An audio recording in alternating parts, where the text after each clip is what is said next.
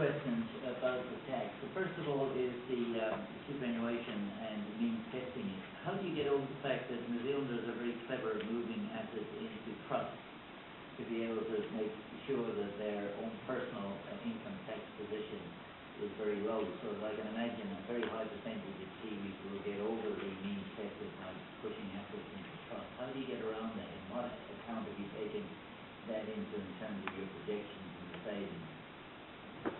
Well, in terms of how we're going to get around the trust issue, we think that already there's some good things in place which can reduce the impact of it. We think that you can look at places like the United Kingdom, which has adjusted its law in terms of trust recently in 2006, particularly in line with their inheritance tax and also in terms of their income tax. And we think that some of the things which they've introduced over there can be brought over to improve that situation. But in terms of the figures we've got here, we've included, we've factored in the amount of tax avoidance, I guess. So can you be more specific about what's happening in the UK that you can implement here? What exactly in the UK would you bring in here? Well, as I understand it, there's, in terms of the law of trust, there's a number of specific types of trusts with very specific purposes, each with a different impact on inheritance tax, and in terms of, and that will also flow through into the means testing of the superannuation. And we think that if we can just examine those issues more thoroughly, we can hopefully bring some of those together. My second question is on capital gains tax, and you said a maximum of 900 million per annum. Where would most of that come from? Which asset class would most of that 900 million come from? Well, because of the fact that it's very hard to predict these sorts of things, what we based that figure primarily on was investment property sales. So that the figures generated from investment property sales rather than primarily being shares or any other sort of asset. So let's take the scenario that the average house price in New Zealand comes from 105,000 in 1992 to 360,000. And if you put a capital gains tax, one will assume that the markets may flatten out and actually fall. What happens with capital losses when they occur? Are you going to allow capital losses to be deductible? And what happens if the housing market falls as a result of capital gains tax? Would that not mean that the amount that you would collect from capital gains tax would be much lower than you're predicting? Definitely, especially in the housing market. And with regards to capital losses, we're allowing capital losses only to offset capital gains. So if you have a capital gain, say, on your share portfolio, and yet you have a capital loss on selling your house, because another aspect of what we're doing is we're doing capital gains on realisation rather than on any sort of accrual basis. So instead of every year you having to submit your capital gains to the RRD and getting taxed on that, you will only get taxed at the point when you sell that. So say in 1 year you have X amount of capital gains on some shares and X amount of capital losses on another set of shares, you can use your capital loss to offset that capital gain. So everything gets ring-fenced. Your personal income, your share portfolio, your residential property assets all get ring-fenced separately, so there can be tax losses, tax and forth between one another. Yes, income would be separate from all capital gains. So there is an amount of ring-fence testing there, and our financial predictions are on current house trends as they stand at the moment. So it doesn't, the financial modelling that we're taking into account doesn't take into account anything like house market fractures as well. Can you talk about the monetary policy tradition you've got here at New South Wales on fuel? Is that instead of using the additional cash rate to focus on inflation, or in addition to? It's in addition to, so the Reserve Bank has two levers that can pull out to control inflation. So if it sees that there's particularly high inflation and it's strong inflation pressures, and yet there's also a very strong US dollar, it may consider in that situation to use the new lever of increasing excise tax on fuel to control that inflation.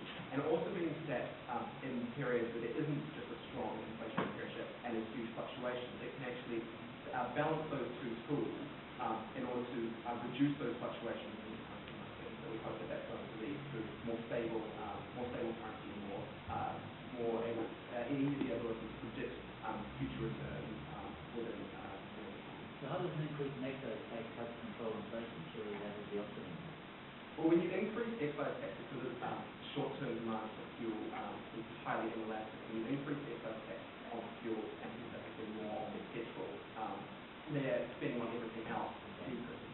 So how does this affect the lower socioeconomic class? Because if the Reserve Bank has a potential to do that, I can imagine your fuel costs would go up and down, and for someone who's earning less than $25,000 a year, this will be very unproportional compared to someone who's earning $70,000. So one week they can go to work and have the ability to get to work, and another week they can't.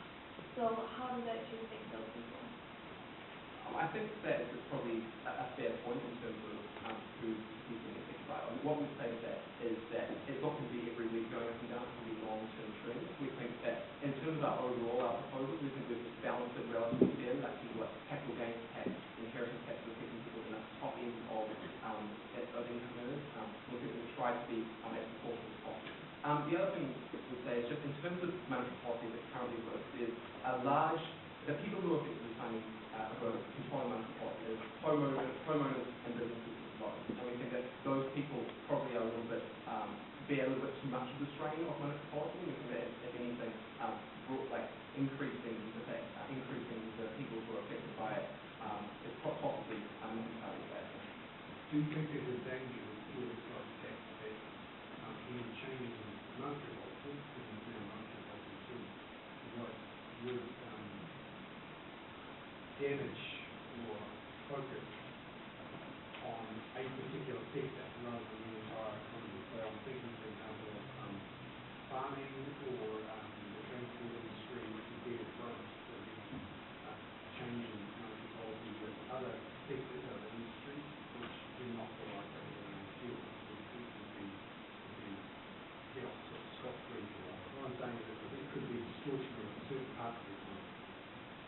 I think that's probably true. I think that overall the benefits is probably a lot better to have the policy than not having. I think that any policy you run will inevitably target certain people more than others. But I think that overall the policy is able to broadly affect lots of people relatively similarly, and it's also going to lead to a lot of good benefits from the policy. So that's how we say that. Are there other countries that you've done?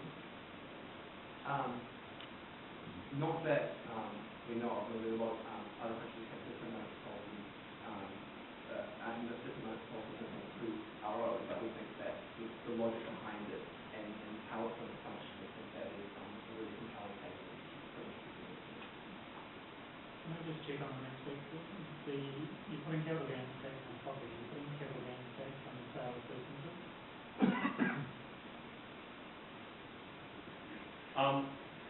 Yes, more or less.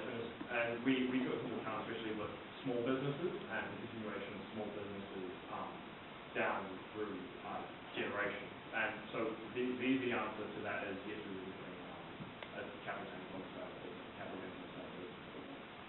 So you believe in taxation, but how many times should we do that? We tax on an income on a yearly basis, we tax on the sale of the asset, and then we tax it in inheritance with. So it sounds like quite a bit of tax. Can you explain that part? Well, obviously we don't like increasing the tax burden on anyone, but in this situation we do think it's necessary. And while we believe it's not good to overtax people, what we actually think that the majority of what our tax policies are doing is actually aligning our tax policy rather than increasing. Because we do tax on income, and we do tax on things like dividends, and we do tax on things like currency speculation today. And what we think that capital gains tax and inheritance tax is doing is actually aligning with these policies. Because we think that people these days, when they go out and invest in assets, the reason why they're investing in assets in many cases is to generate income. Their end goal is to sell that off and get X amount of income. And where we see a bit of inequity in the current system is that say that somebody who decides to go down this route and say invest in these capital avenues actually ends up a lot better off than somebody who's just sticking to the selling route who has a pure income base where he or she gets taxed on that full amount, where somebody else, because simply of the same choices they made in the same economic situation, ends up better off. So while we agree that it's bad to tax people more, in summary, what we actually think we're doing is making it more equitable and a more consistent tax policy rather than a huge net increase or an unfair increase. So when you start